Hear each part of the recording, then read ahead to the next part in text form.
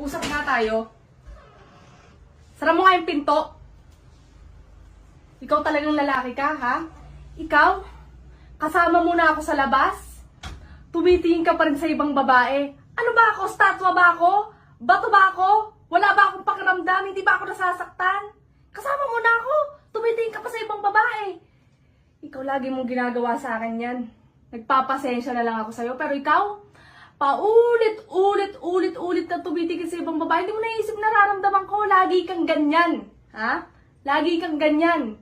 Hindi mo naisip yung nararamdaman ko. Iniisip mo lang sarili mo. Basta makatingin mo sa iba. Makatingin ka sa iba. Hindi mo alam nagsiselos na ako. Porkit mas malaki yung ano niya. Aanuhin mo. Ikaw talaga? Ganyan ka palagi. Ikaw?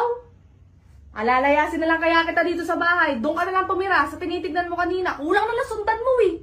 Ha? Wala ka namang ginagawa. Hindi mo naman ako iniintindi. Iniisip mo lang sarili mo. Basta makatingin ako sa ibang babae. Basta makaano ako. Okay na yon. Hindi mo iniisip yung nararamdaman ng asawa mo. Basta ikaw, tingin ka lang ng tingin.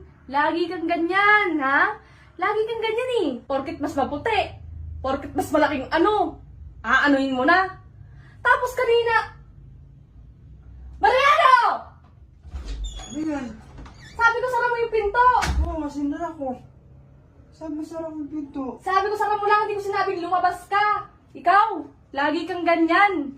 Ha? Ginagawa mo sa akin lagi yan pag lumalabas tayo, pag nagde-date tayo, hindi mo naiisip yung nararamdaman. Lagi mo, nahihirapan na ako. Tinitiis na lang kita. Lagi kang ganyan, hindi mo ni... Tapos asa na naman yon? Mariano! Ano yan? Ano ba? Sabi ko, isara mo lang yung pinto, hindi ko sinabing lumabas ka. Parang katak ako ng katak dito, wala ka namang ligpit mo na nga lang yan. Bobo ang puta.